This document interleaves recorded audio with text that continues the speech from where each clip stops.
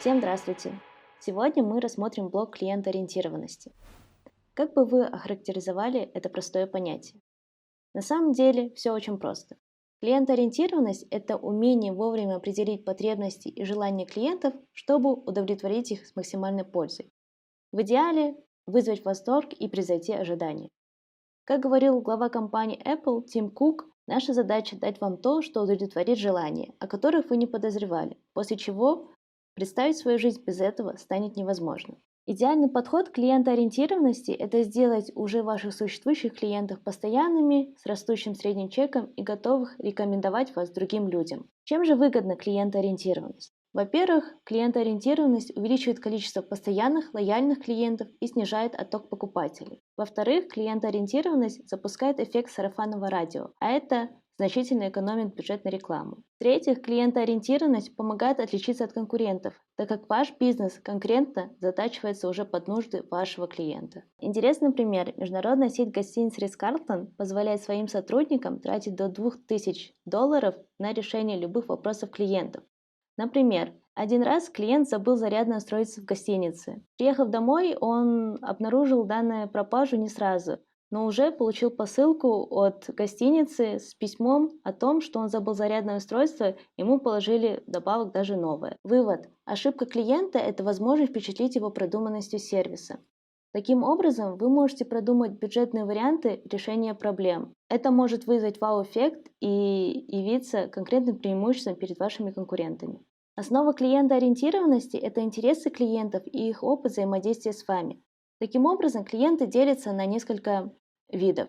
То есть это потенциальный покупатель, разовый покупатель, постоянный покупатель. Внутри постоянного клиента есть еще некоторые классификации. Это уже постоянные ваши клиенты, эпизодические и разовые. Также есть другая категория покупателей– это потерянные клиенты. То есть это те, которые уже, скорее всего, не вернутся к вам, так как разочаровались в сервисе. Важно помнить принципы клиентоориентированности. Во-первых, это эмпатия и понимание мира клиента.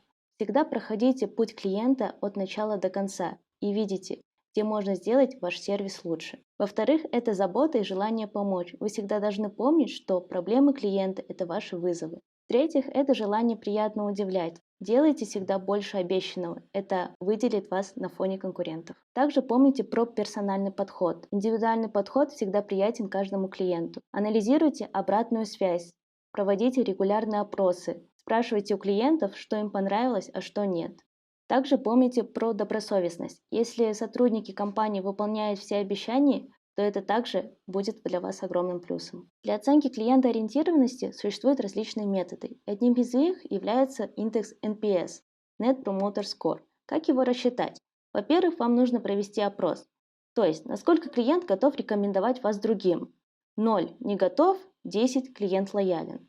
Дальше вам нужно провести сбор информации. То есть, сторонниками ваши будут, которые оценили ваш сервис на 9-10 баллов. Нейтральные клиенты– это те, кто оценили на 7-8 баллов.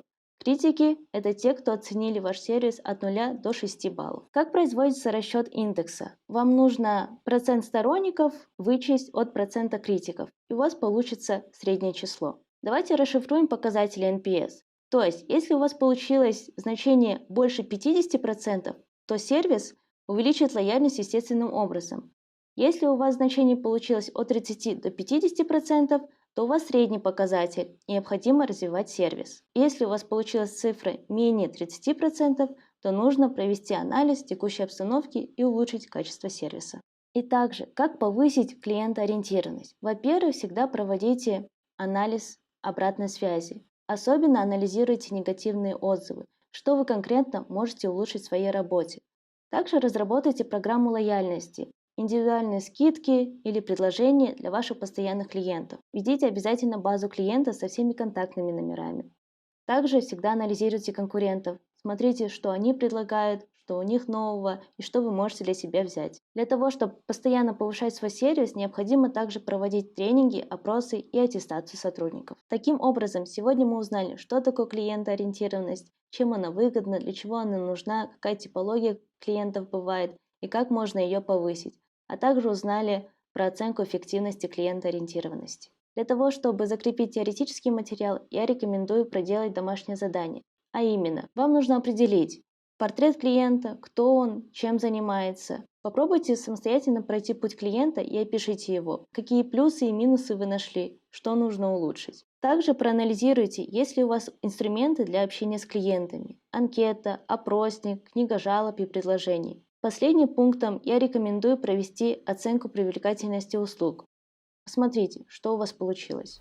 Не забывайте про главный принцип, что клиент всегда прав. На этом все. Я с вами прощаюсь. Увидимся на следующем уроке.